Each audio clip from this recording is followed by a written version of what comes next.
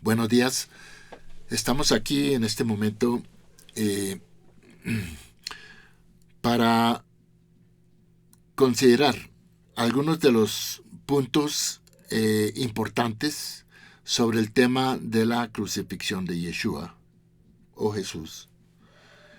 Y estaremos enfocando nuestra atención en algunos de los posibles determinantes o las motivaciones, ya sea que hubieran sido políticas o religiosas. El objetivo de esta presentación es mostrar algunos puntos como son el entorno geopolítico y cuáles eran los intereses del Imperio Romano y de sus representantes. Estaremos enfocando los diferentes grupos religiosos y sus intereses. También los motivos políticos religiosos de la predicación de Yeshua y qué nos cuentan los evangelios sinópticos y hasta qué punto podrían ser confiables. Estaremos también mirando algunas de las diferencias teológicas entre el tiempo de los hechos en que los eventos en la vida de Yeshua ocurrieron y el tiempo de la redacción o los escritos de estos eventos, que bien pudieron haber sido 50, 60 hasta 70 años después de los hechos. Y por último estaremos enfocando algún veredicto en el cual podamos llegar a una conclusión sobre cuáles fueron las razones, ya sea políticas o religiosas. Entonces, comenzaremos relatando que la provincia de Judea, Samaria y Galilea vino bajo control romano más o menos en el año 63 antes de la era común, y el primer rey que hubo en esta provincia fue Herodes el Grande, Herodes I, quien era de ascendencia idumea. Herodes el Grande gobernó desde el año más o menos 38-40 antes de la era común hasta el año 4 de esta era presente. A partir de ese momento, su reino se dividió entre sus hijos y Roma los admitió en calidad de gobernadores, no de reyes. Tenemos, por ejemplo, Herodes Arquelao, quien heredó Judea y Samaria y gobernó desde el año 4 antes de la era común hasta el año 6. Realmente fueron 10 años y fue un periodo muy corto debido a que fue un gobernador bastante cruel y fue depuesto a causa de su crueldad. Luego vamos a mirar que en cambio de Arquelao, más adelante vino el quinto procurador, que fue Poncio Pilato, quien gobernó Judea desde el año 26 hasta el año 37 de la era común. Otro de los hijos de Herodes el Grande fue Herodes Antipas, quien gobernó Galilea y Perea desde el año 4 antes de la era común hasta el año 39. Y fue este señor quien repudió a su mujer y se casó con Herodías, la mujer de su hermano Filipo, con la cual se ganó los reproches de Juan el Bautista. También miraremos el otro descendiente que fue Herodes Filipo, quien gobernó Iturea y otra área que se llamó Traconítide. Luego fueron 3 áreas que estaban controladas por el Imperio Romano en razón de estos gobernadores. Luego tenemos en la escena geopolítica el Sanedrín, quien era un cuerpo de donde el sumo sacerdote, en este momento Caifás, estaba a cargo. El Sanedrín era la Corte Suprema, o representaba la Corte Suprema de la ley judía, cuya misión era administrar justicia, interpretando y aplicando la Torá. era competente en asuntos religiosos, penales y civiles, y estaba compuesta por un mínimo de 23 jueces y un máximo de 71. El sumo sacerdote aquí, en este momento, como ya dije, era Caifás, quien estaba casado con la hija del ex sumo sacerdote Anás, y se mantuvo como máxima autoridad religiosa durante la administración de Poncio Pilato, ocupando el cargo durante 18 años. El sumo sacerdote coordinaba los oficios del templo y el culto, y también era un delegado oficial del Imperio Romano para mantener el orden público, podríamos decir. Así que los saduceos eran encargados de mantener la paz entre judíos y romanos, y con base a ello, debían tomar decisiones que los beneficiaran como una nación. Se considera que este tipo de trabajos generó que los saduceos estuvieran más ocupados en la política que en la religión.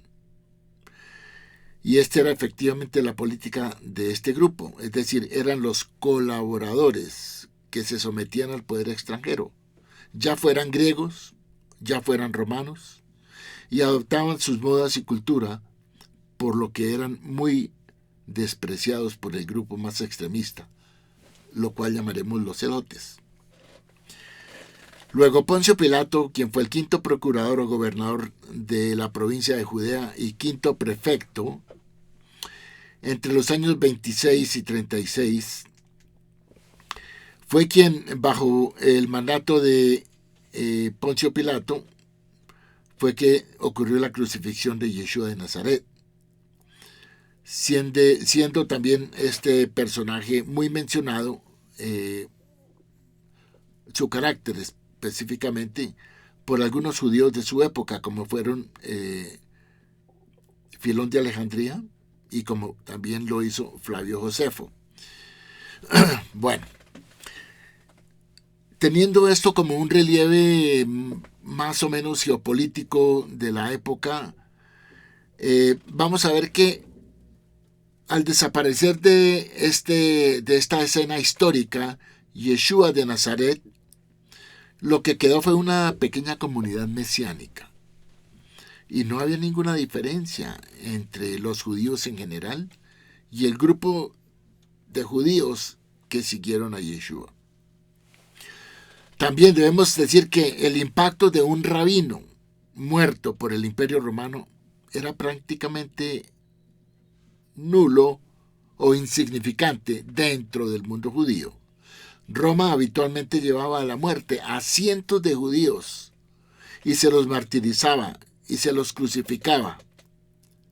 Y podría verse como una crucifixión más dentro del mundo judío, ya que era el símbolo de la opresión del Imperio Romano a una provincia rebelde como lo era Judea.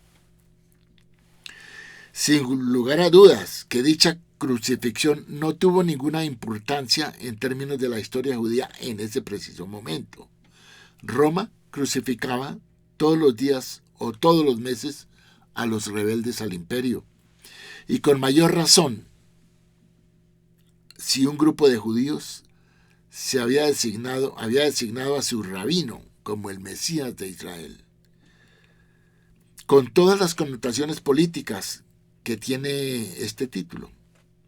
Luego, a ojos de Roma, todo pretendiente a Mesías era indudablemente un elemento nacionalista judío que podría desequilibrar la ocupación militar de Judea.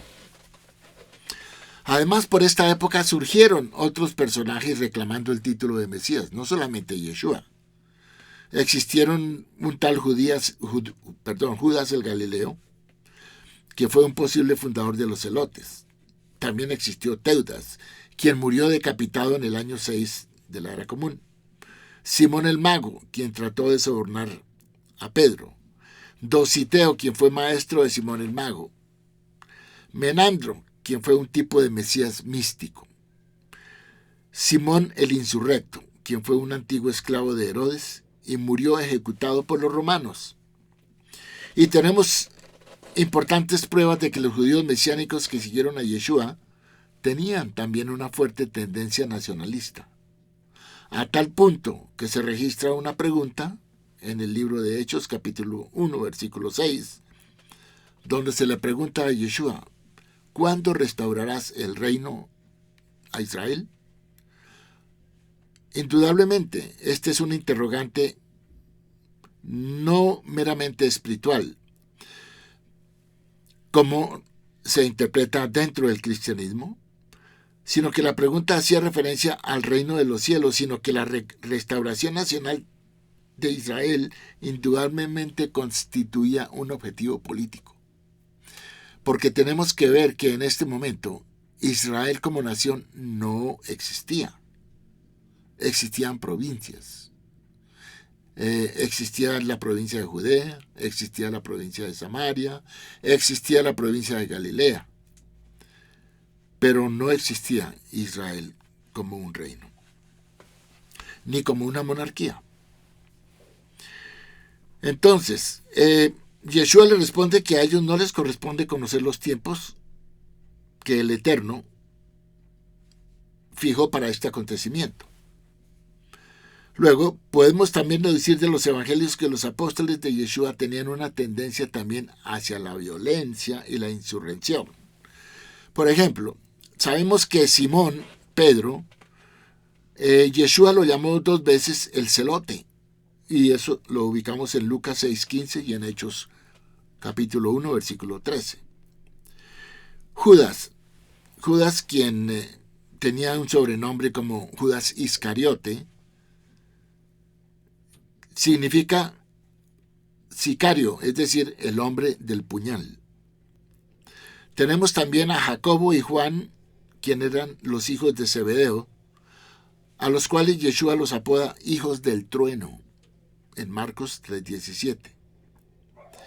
Y se esconde la inclinación de ellos hacia las acciones violentas, como lo demuestra su única entrada en escena, según nos lo muestran los sinópticos, cuando proponen a Yeshua de castigar a los samaritanos inhospitalarios, que no los dejaron permanecer en su territorio, con la máxima dureza, pidiendo a Yeshua que hiciera mejor que cayera a fuego del cielo y destruyera. Eso está en Lucas capítulo 9, versículo 54. De hecho, la imagen pacifista de Yeshua presentada por los cristianos no coincide con su consejo a los discípulos, cuando les dice: el que no tiene espada, venda su capa y compre una. Lucas 22:36. En las versiones hispanas de la Biblia, la respuesta de Yeshua obviamente significa suficiente con eso. Ahora, tenemos también que mirar cuáles eran los grupos religiosos y cuáles eran sus intereses.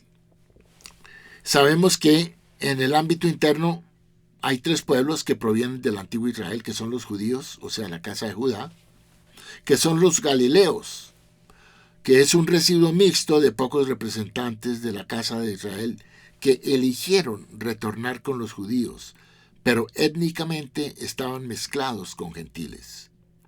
Los galileos observaban la Torá y las reglas del judaísmo, por lo cual eran aceptados por los judíos, como lo eran también los gentiles convertidos al judaísmo. Están los samaritanos, quien era un pueblo similar al anterior desde el punto de vista étnico, descendientes de aquellos de la casa de Israel, que el rey de Asiria mandó de regreso y se mezclaron con los gentiles que habían sido deportados a su vez en Samaria. Pero no siendo profesantes del judaísmo, eran considerados gentiles y evitados por los judíos. Los samaritanos no aceptaban todas las escrituras, sino solo lo que llamamos la Torá, Pentateuco. También tenemos los saduceos y los herodianos, quienes eran una secta de los saduceos y sostenían las mismas doctrinas y eran aún más aferrados al poder político. En apariencia eran miembros y sostenedores de la familia saducea, ordenados como Kohanim por Herodes, a través de un matrimonio político, en este caso con Marían, hija de Herodes. De aquí el nombre bíblico de Herodianos, en Mateo 22:16 y en Marcos capítulo 3, versículo 6. Ellos eran muy ligados al templo y controlaban el sacerdocio, también gracias a sus alianzas políticas con los gobernantes de turno, desde el período asmoneo hasta el romano, y eran sostenidos por las familias ricas e influyentes. Ahora, los fariseos, de los cuales proviene el judaísmo rabínico, tenían un origen común con los esenios. Ambos eran inicialmente llamados Hasidim. En un segundo tiempo parece que los fariseos se hayan separado de aquí, ya que su nombre significa separados, o en hebreo los perushim. Los fariseos pertenecían al pueblo, a la gente común, y eran ligados a la sinagoga más bien que al templo. Se oponían muy duramente a los saduceos. Los fariseos observaban la Torá oral como interpretación realista de la Torá escrita. Por eso, hoy en día, si nosotros tenemos una selección correcta de las escrituras hebraicas, lo que comprende solamente los libros inspirados y excluye los libros apócrifos, es principalmente en mérito a los fariseos. En el Evangelio, principalmente en el Sermón del Monte, se evidencia que Yeshua observaba la Torá oral y la Torá escrita, obviamente, sin las exageraciones que muchos de los fariseos enseñaban. Luego, es muy acertado insinuar que Yeshua mismo fuese un fariseo. Los fariseos mismos lo reconocían como rabí, mi maestro, un título que ellos daban a sus maestros. Luego, los fariseos, los que tenían la doctrina más parecida a Yeshua eran ellos, y las disputas entre uno y otro, entre Yeshua y los fariseos, podrían considerarse como disputas en casa. La mala imagen de los fariseos en el cristianismo actual no refleja la historicidad de los relatos, de los hechos históricos que sucedieron durante la época de los hechos en los años 30, 40. Antes de que fueran redactados con una tendencia antijudía. Y queremos decir que el carácter de las disputas de Yeshua con los fariseos era más bien de carácter legal y no de carácter doctrinal. O sea, era más bien en algo que tenía que ver con la interpretación halaica. Pero ya en los años 80, las disputas de rabinos y judeocristianos tenían más que ver con la identidad de Yeshua como el Mesías, Hijo de Dios. Estas disputas centran la interacción de Yeshua con los judíos fariseos en el cuarto evangelio especialmente.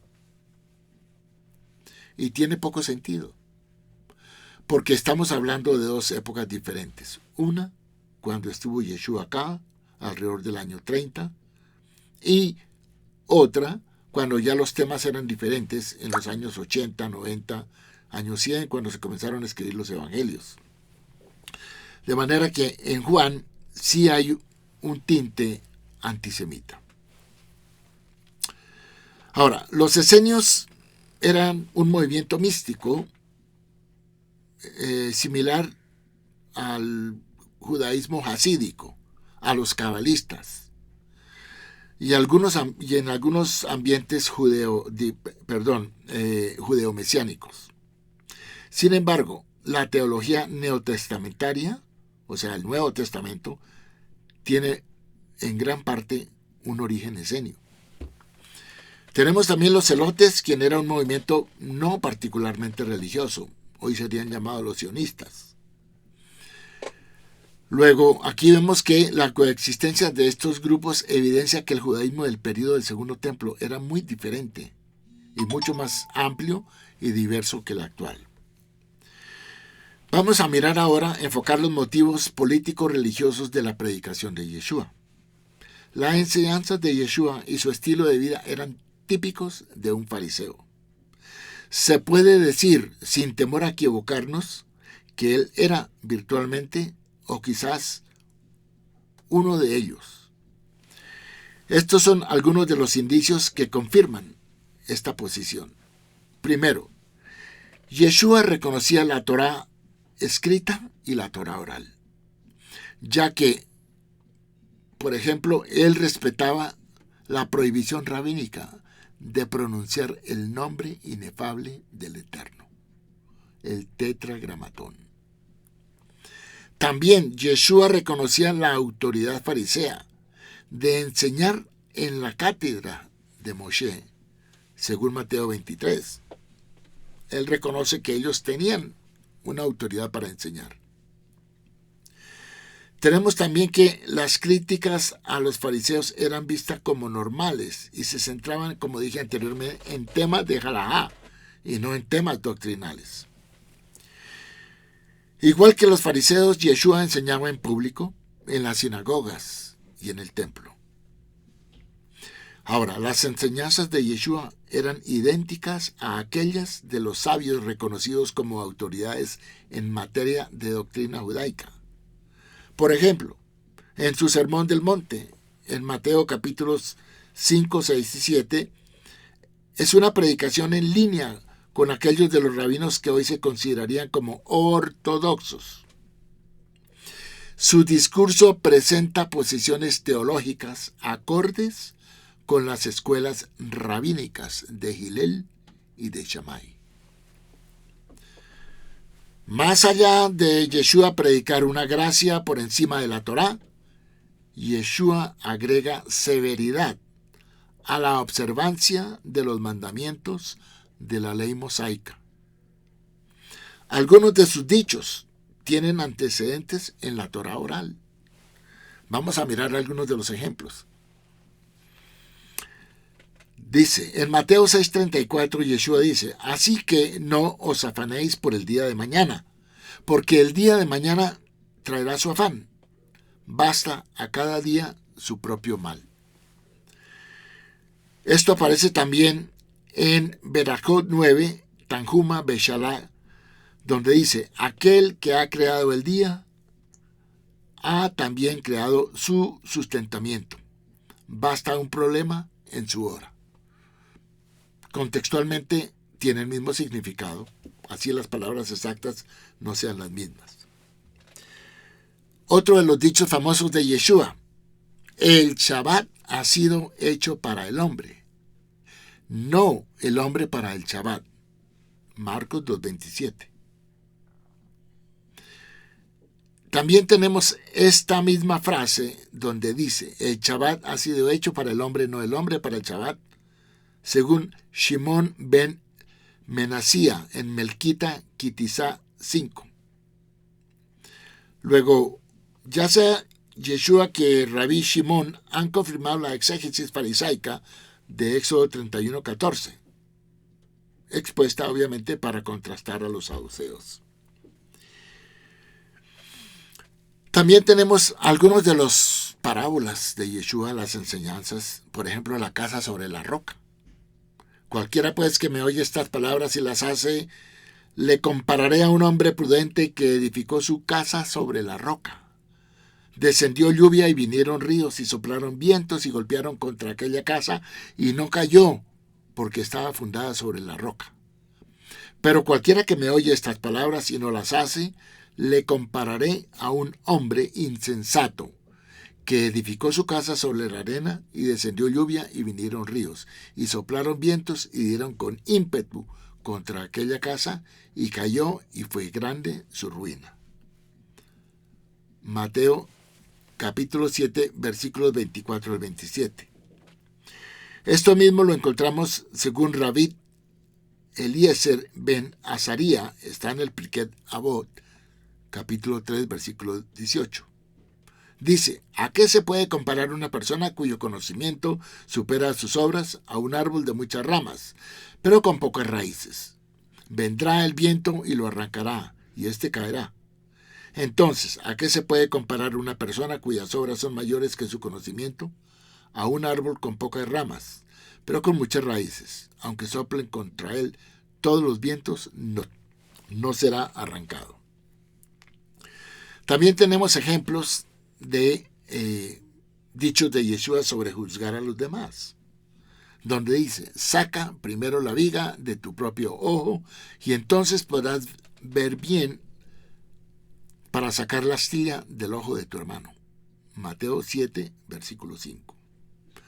Eso lo encontramos en Baba Batra 15, donde dice, quita la astilla de tus dientes, y él respondió, quita la viga de tus ojos. También tenemos lecciones sobre la humildad que predicó Yeshua. Cuando fueres convidado por alguno a bodas, no te sientes en el primer lugar, no sea que otro más distinguido que tú esté convidado por él, y viniendo el que te convidó a ti y a él, te diga, da lugar a este, y entonces comiences con vergüenza a ocupar el último lugar. Mas cuando fueres convidado, ve y siéntate en el último lugar, para que cuando venga el que te convidó te diga, amigo, sube más arriba. Entonces tendrás gloria delante de los que se sientan contigo a la mesa. Eso está en Lucas 14, versículos 8 al 10. Eso lo encontramos en la Torá oral de Rabí Akiva. Rabí Akiva, a nombre del Rabí Shimon ben Asai, está en Rabat 1.5, donde dice, muévete 2 o 3 lugares más abajo y siéntate allí. Baja de modo que después te digan, sube más bien, que sentarte en un lugar alto y que te digan, bájate. Tenemos también lecciones sobre la humildad, donde Yeshua en Lucas 14:11 dice, porque cualquiera que se enaltece será humillado, y el que se humilla será enaltecido. Tenemos un ejemplo, según Rabban Hillel, en Vaikra Rabá 1.5, donde dice, mi humillación es mi exaltación, y mi exaltación es mi humillación. Se le preguntó al Rabbi Hillel, quien fue maestro de la Torá en el periodo de la infancia de Yeshua, cómo se podía resumir la observancia de los mandamientos de la Torá. Y Rabbi Hillel respondió, ama al Eterno con todo tu corazón, con toda tu mente, con toda tu alma y con todas tus fuerzas, y ama a tu prójimo como a ti mismo. Lo demás es un midrash, es un comentario. Esto mismo a Yeshua cuando le preguntaron cuál es el mandamiento más grande, Yeshua respondió, escucha Israel. Y luego en el versículo 30 del capítulo 12 de Marcos dice, y amarás, y repite lo mismo que repitió el rabino Hillel. Ahora, hemos expuesto que Yeshua tenía enseñanzas de la Torá oral y que Yeshua, por estar enseñando también y repitiendo enseñanzas de la Torá oral de antiguos sabios judíos, tenía que ser fariseo, porque era dentro del fariseísmo que se predicaban estas lecciones, estos dichos, recogidos especialmente de las escuelas de Shammai y de Hillel. Luego, aquí vamos a ver que no hay ninguna razón para que los fariseos tuvieran que perseguir o acusar a Yeshua. ¿De qué lo iban a acusar? Si era uno de ellos. No tiene sentido. Aunque los sinópticos, los 3 evangelios de Mateo, Marcos y Lucas no lo hacen, el evangelio de Juan sí tiende a acusar a los fariseos. Ahora, tal como lo expresa Ian McCovey, un escritor de origen judío, es muy importante que podamos tener una idea bien clara sobre el porqué de la muerte de Yeshua, teniendo esto como un evento histórico. Y es un evento históricamente comprobado. Y en su crítica a Pablo, sobre por qué Pablo hizo de la crucifixión y muerte de Yeshua el punto central de su pensamiento. Porque Pablo no enseñó lo que enseñó Yeshua. Pablo se fijó en la muerte y en la resurrección de Yeshua. Y esta fue una de las motivaciones para que Pablo transformara el evento histórico de la muerte y resurrección de Yeshua en un mito cósmico. El culpar a los fariseos o al judaísmo en general por la muerte de Yeshua fue una de las causas de la transformación de un hombre a un mito. Yeshua fue un hombre nacido en la sociedad judía en Galilea y no un ser divino que descendió del cielo para sufrir una muerte en beneficio de la humanidad. Si queremos saber qué motivó la muerte de Yeshua en la cruz, tendremos que preguntarnos por qué un judío de Galilea en el siglo I podría encontrar la muerte en una cruz romana. Muchos judíos de Galilea murieron de la misma forma durante este periodo de tiempo. La presunción de que Yeshua el Galileo, quien fue crucificado, sufrió la misma suerte que otros antes que él por las mismas razones, como fueron haberse constituido en una amenaza a la ocupación romana. Algunas de las diversas causas de acusaciones contra Yeshua podrían ser: ¿por qué? ¿De qué lo acusaban? ¿Por perdonar pecados? Eso no era una blasfemia. Un rabino en la época de Yeshua podía, después de que una persona hubiera hecho penitencia y hubiera regresado al camino correcto, haberlo aceptado en la comunidad. Quiere decir que si se arrepintió, el Eterno, según la Torá, puede ser justificado por su penitencia, por su arrepentimiento y regresar al camino correcto. Luego, perdonar pecados no era nada inusual.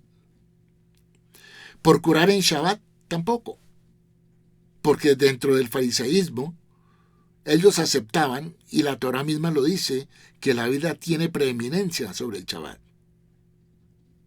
Luego tampoco había ahí ningún indicio de que estuviera violando alguna de los mandamientos.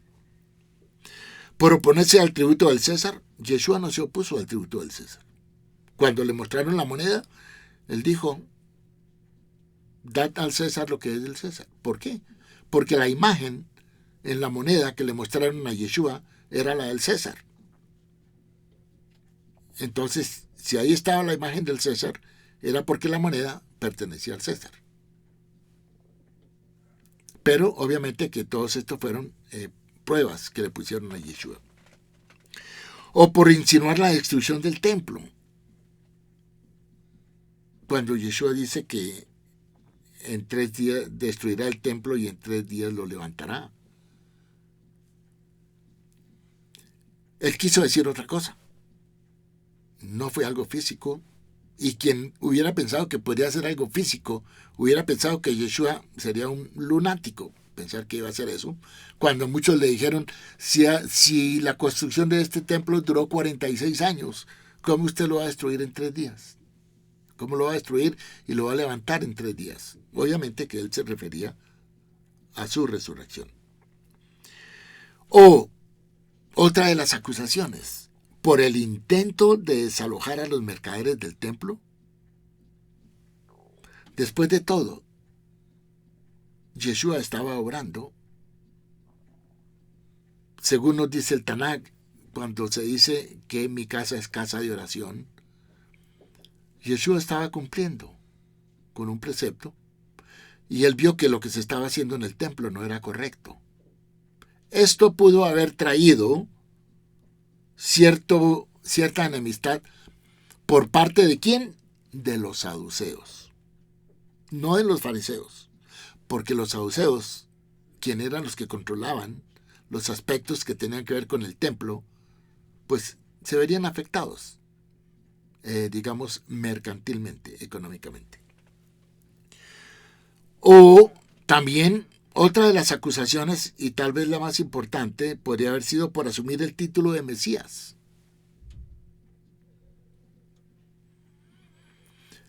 Y es que asumir el título de Mesías tenía la connotación de que el Mesías era un ungido, era un rey. Ya aquí en este momento ya comenzaba a rayar este clamor o este reclamo o esta proclamación de sus seguidores sobre Yeshua como el Mesías de Israel, de que era el rey de los judíos. Esto sí pudo tener repercusiones, tanto políticas como religiosas. Y esto sí que afectaba especialmente a la clase saducea por el temor de que los romanos no iban a aceptar a un individuo que se proclamara como el rey de Israel, porque bajo el Imperio Romano no podrían haber reyes, monarcas. La autoridad máxima era el César, en este caso Tiberio. Luego, como era una amenaza doble, tanto para la estirpe saducea, por eso el sumo sacerdote dijo en algún momento, es mejor que muera este hombre y no que toda la nación perezca, porque él veía sus intereses y los intereses del pueblo amenazados, porque los romanos, cuando fuera expuesta esta queja de proclamarse rey de los judíos, los romanos intervendrían. Y no solo por eso, sino porque esto podría llevar a una revuelta judía. Y entonces vendrían los romanos y destruirían el templo, la ciudad, y obviamente eso era lo que se quería evitar. Entonces vemos que la acusación principal, según Lucas 23:2, dice, y comenzaron a acusarle diciendo, a este hemos hallado que pervierte a la nación y que prohíbe dar tributo a César, diciendo que él mismo es el Mashiach, el ungido, un rey. Ahora, sin embargo, como lo afirma Maccoby, se puede observar que los evangelios, aunque admiten que la crucifixión tuvo lugar por cargos políticos, sin embargo, estos insinúan que esta era una acusación falsa, ya que la razón principal fue de tipo religioso.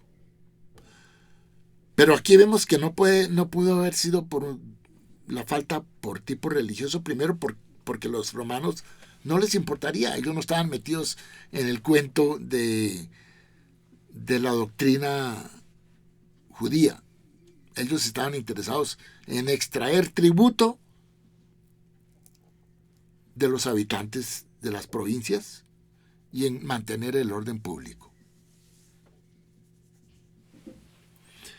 Y podemos decir que Yeshua tampoco violó ninguna ley de la Torá. Antes enseñó a guardar la Torá. Entonces, no se puede considerar que haya habido una razón religiosa por la cual Yeshua tuvo que ser sacrificado. La acusación de tipo político cobra fuerza, según lo expresa el Evangelio de Juan, capítulo 19, versículo 12, donde dice, desde entonces procuraba Pilato soltarle, pero los judíos daban voces diciendo, si a este sueltas, no eres amigo de César. todo el que se hace rey a César se opone. Ya continuamos. Muy bien, vamos a ahora llegar a una segunda parte donde estaremos presentando algunas conclusiones sobre el tema que estamos presentando. Ahora, la escena en la que Poncio Pilato, el gobernador romano de Judea, se lava las manos, se nos presenta en Mateo capítulo 27, versículo 24, donde se nos dice: viendo Pilato que nada adelantaba, sino que se hacía más alboroto, tomó agua y se lavó las manos delante del pueblo, diciendo: inocente soy yo de la sangre de este justo, allá vosotros. Aunque los sacerdotes saduceos ciertamente tuvieron responsabilidad en la muerte de Yeshua, los evangelios intencionalmente cargan la culpa sobre ellos y presentan a Pilato como simplemente el mero ejecutor de una sentencia ya decidida, lo cual no es coherente con lo que sabemos acerca del carácter del personaje y las responsabilidades que pesaban sobre él como representante de Roma en Judea. Era su obligación garantizar el orden y, por otra parte, no tenía motivos para ser clemente con Yeshua. Incluso no parece ni que fuese acusado Yeshua de blasfemia. No había motivos para ello, y las autoridades judías lo llevaron ante Pilato acusado de rebelión contra el orden público. De haber sido acusado de blasfemia y condenado a muerte, los propios judíos podrían haberlo lapidado o podrían haberlo sentenciado a morir a pedradas literalmente, cosa que sí le ocurrió a Esteban. Dentro de esta línea agresiva, Juan es el que más implica a los fariseos en el complot para matar a Yeshua. De hecho, solo en Juan son mencionados los fariseos como aliados de los sacerdotes en el juicio y muerte de Yeshua, según Juan 18:3. Los sinópticos nunca culpan a los fariseos de la muerte de Yeshua. Ninguno de los sinópticos afirma que los fariseos tuvieran parte alguna en el prendimiento y muerte de Yeshua. En la presentación sinóptica, el arresto, juicio y condena de Yeshua fue realizado por los ancianos y el sumo sacerdote que pertenecían a la secta saducea. La presencia de los fariseos en la pasión aparece solo en un verso de Juan, que verosímilmente no tiene base histórica. Juan 18:3.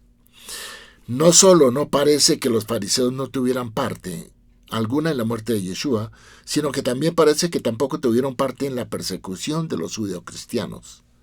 La relación de los fariseos y los apóstoles de Jerusalén parece no haber sido excesivamente conflictiva, especialmente en los años 30.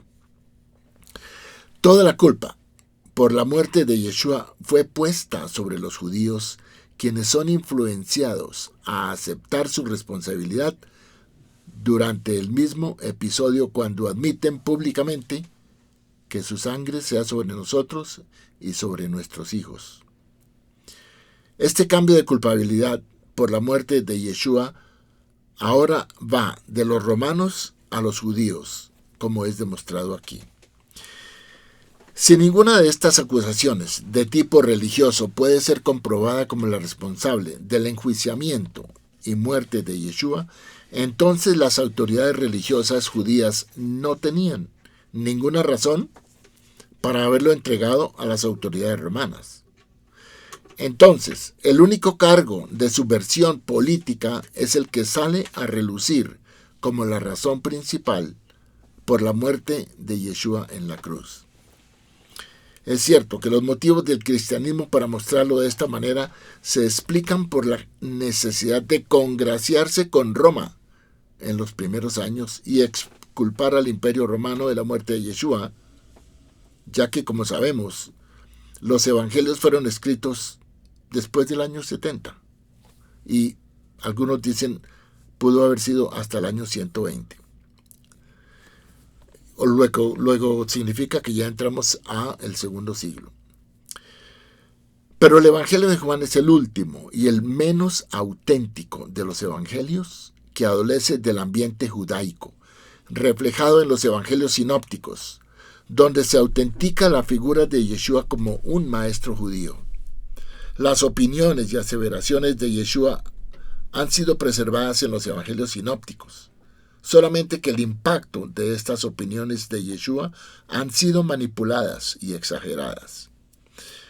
Entonces, nos quedamos con la acusación de tipo político, de rebelión en contra de Roma.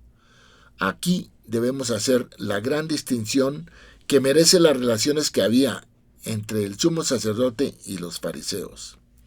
El sumo sacerdote saduceo sí se habría sentido amenazado y alarmado por las declaraciones de la mesianidad de Yeshua y de sus amenazas contra el templo, ya que el sumo sacerdote había sido encargado por los romanos de cuidar el orden público y de sus intereses. Las aspiraciones a ser el Mesías implicaban que debía ser también rey de los judíos, y esto en sí apuntaría a una rebelión en contra del imperio romano. La amenaza de Yeshua hacia el templo era más amenazante a los intereses del sumo sacerdote.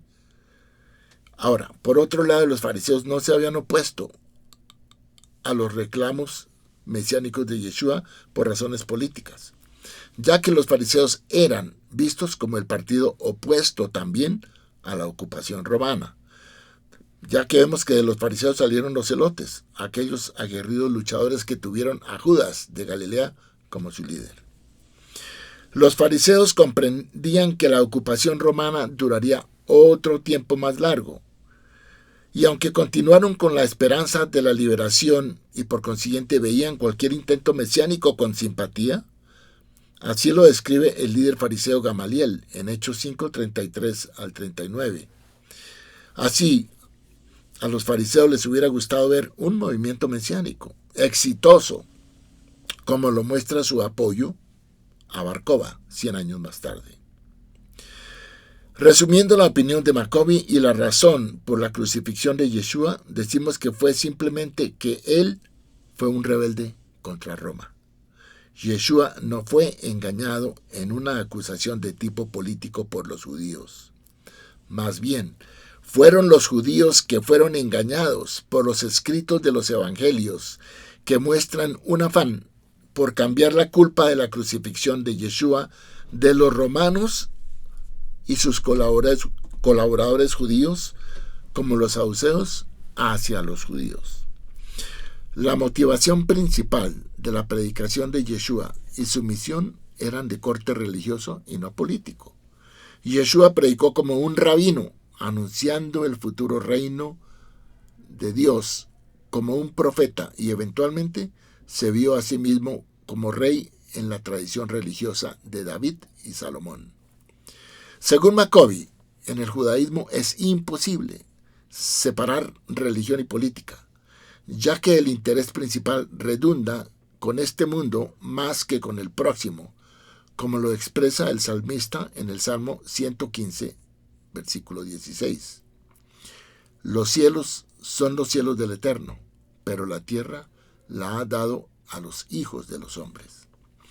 Lo que significa que es el deber del ser humano hacer de este mundo un mundo mejor, lleno de justicia, amor, misericordia y paz. No es el escapar de este mundo hacia un mejor mundo más allá de los cielos. Yeshua siguió la tradición de Moshe como profeta y libertador, pero Yeshua entró en conflicto con un imperio inexorable que lo crucificó. La responsabilidad atribuida mayoritariamente a los judíos debe entenderse en el contexto de evangelización. Para el tiempo en que se sucedió la redacción de los evangelios, que podemos decir 50, 60 o de pronto 70 años más tarde, después de la crucifixión de Yeshua, a los redactores cristianos les interesaba convertir a un público romano al cristianismo en los años 80, por lo que presentar al pueblo romano como culpable de la ejecución de Yeshua no era conveniente. Los judíos, en cambio, sirvieron como un buen chivo expiatorio. La singularidad de sus costumbres los convertía en un cuerpo extraño dentro del imperio. Y por otra parte, muchos judíos se negaban a considerar a Yeshua como el rey Mesías que anunciaba su tradición. Además, en Egipto, donde se formaron las primeras comunidades cristianas, existía ya un sentimiento antisemita que reforzó esta idea. Los historiadores coinciden en que Yeshua fue condenado por el gobernador romano y en aplicación de las leyes de Roma, y que la pena fue ejecutada por soldados también romanos. Una versión distinta es que fue sometido a un doble juicio, un juicio romano y un juicio judío, y que en ambos se le sentenció a muerte, aunque prevaleció la modalidad romana de la crucifixión. Según el Evangelio, Yeshua fue condenado a morir crucificado, es decir, como delincuente político contra Roma. Por eso, la inscripción INRI que aparece sobre el palo superior de la cruz, donde dice Yeshua de Nazaret, rey de los judíos, fue puesto en la cruz como una evidencia y como un motivo de su condena en la crucifixión. Así que para concluir, podemos resumir algunos puntos y de pronto podemos responder algunos interrogantes que sirven o que surgen respecto a la crucifixión de Yeshua. Primero, podemos ver alguna conexión con los motivos que llevaron a Yeshua a la muerte en una cruz romana y con el tema de perdón de pecados. No. No podemos ver ninguna conexión. No hay ningún soporte en el Tanakh. Segundo, figura en las escrituras hebreas inspiradas o Tanakh alguna mención sobre una muerte humana, vicaria o sustitutiva, donde alguien tenga que morir por los pecados de la humanidad. No, tampoco. Punto número 3. Figura en las escrituras hebreas inspiradas o Tanakh alguna mención de que el ser humano necesite de un ser intermediario para comunicarse con el Eterno. Tampoco. Punto número 4. Nos dice las escrituras hebreas inspiradas o Tanakh que quien salva es el Eterno y que la salvación está condicionada a la obediencia a los mandamientos, como una decisión del ser humano, haciendo uso de su facultad de libre elección o libre albedrío. Sí, eso lo encontramos en Ezequiel 14, versículo 14, Ezequiel 14, versículo 16, Deuteronomio 30, 19. Punto número 5. Y que si pecamos, debemos arrepentirnos, hacer teshuvá, para regresar al camino correcto y restablecer nuestra relación con nuestro Creador. Muchas gracias.